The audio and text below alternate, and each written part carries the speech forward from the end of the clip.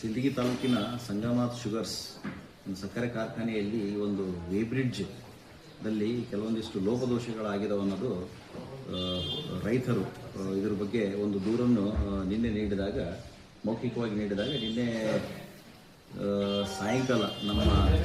ಸಿಂದಗಿ ತಹಶೀಲ್ದಾರ್ ಅವರು ಮತ್ತು assistant controller legal metrology ಅವರು ಈ ಒಂದು ಶುಗರ್ ಫ್ಯಾಕ್ಟ್ರಿಗೆ ಭೇಟಿಯನ್ನು ನೀಡಿದ್ರು.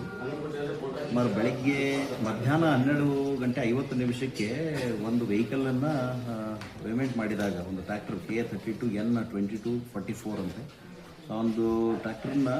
ಪೇಮೆಂಟ್ ಮಾಡಿದಾಗ 32,820 kg ಇತ್ತು ಮತ್ತು 3:11 ತಹಶೀಲ್ದಾರ್ ಅವರು ಭೇಟಿ ನೀಡಿದಾಗ 33,460 kg ಇತ್ತು ಅಂತೆ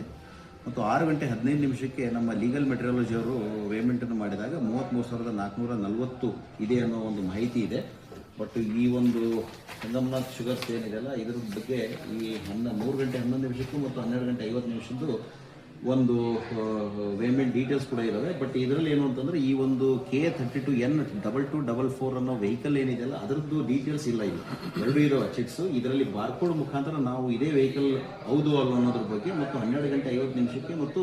3:11 ಏನು ಈ ಒಂದು ಪೇಮೆಂಟ್ನಲ್ಲಿ ಏನು ವ್ಯತ್ಯಾಸ ಬಂದಿದೆ, ಸುಮಾರು ಒಂದು 600 kg ಅಷ್ಟು ಏನು ವ್ಯತ್ಯಾಸ ಬಂದಿದೆಯಲ್ಲ ಇದನ್ನ ಕೂಲಂಕುಷವಾಗಿ ಪರಿಶೀಲನೆ ಮಾಡಲಿಕ್ಕೆ ನಾಳೆ ನಮ್ಮ ಅಸಿಸ್ಟೆಂಟ್ ಕಮಿಷನರ್ ಇಂಡಿ ಅವರು ಮತ್ತು ಅಸಿಸ್ಟೆಂಟ್ ಕಂಟ್ರೋಲರ್ ಲೀಗಲ್ ಮೆಟ್ರಾಲಜಿ ಅವರು ಮತ್ತು ಸಿಂದಗಿ ತಹಶೀಲ್ದಾರ್ ಅವರು ನಾವು ಕೂಡ ಹೋಗಿ ಇದ್ರ ಬಗ್ಗೆ ಸಮಗ್ರವಾಗಿ ಆ 3 ತಾಸಲ್ಲಿ ಏನೇನು ಆಗಿದೆ ಅನ್ನೋದು ಫ್ಯಾಕ್ಟ್ರಿ ಮೂಲಕ ನಾವು ಪತ್ತೆಯನ್ನು ಹಚ್ಚಿ ಸಪೋಸ್ ಏನಾದರೂ ತಪ್ಪು ಕಂಡು ಬಂದರೆ ಇದ್ರ ಬಗ್ಗೆ ಆಕ್ಷನ್ ತಗೊಂತೀವಿ ಅಂತೇಳಿ ಈ ಮೂಲಕ ನಾನು ಎಲ್ಲ ರೈತ ಬಾಂಧವರಿಗೆ ಹೇಳ್ತೇನೆ.